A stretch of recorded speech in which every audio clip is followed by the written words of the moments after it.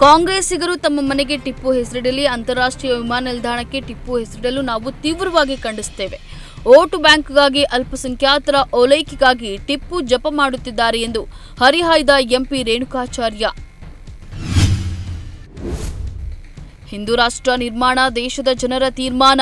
ಹಿಂದೂ ರಾಷ್ಟ್ರ ಮಾಡುವುದು BJP agenda ಅಲ್ಲ. ಕೆ.ಈಶ್ವರಪ್ಪ ಹೇಳಿಕೆ. ಫೆಬ್ರವರಿಯಲ್ಲಿ ಬಜೆಟ್ ಅಧಿವೇಶನ ದಿನಾಂಕ ನಿಗದಿ ಮಾಡುವ ಅಧಿಕಾರವನ್ನು ಸಚಿವ ಸಂಪುಟ ಮುಖ್ಯಮಂತ್ರಿಗೆ ನೀಡಿದೆ. ಸಚಿವ ಎಚ್.ಕೆ. ಪಾಟೀಲ್ ಹೇಳಿಕೆ.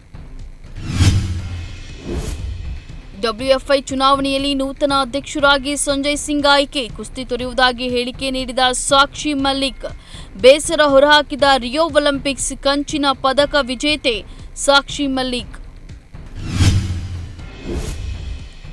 ಕೋವಿಡ್ ಸೋಂಕು ಉಲ್ಬಣಗೊಳ್ಳುತ್ತಿರುವ ಹಿನ್ನೆಲೆ ಶಾಲಾ ಮಕ್ಕಳಿಗೆ ಪ್ರತ್ಯೇಕ ಮಾರ್ಗಸೂಚಿ. ಸಚಿವ ಮಧು ಬಂಗಾರಪ್ಪ ಹೇಳಿಕೆ.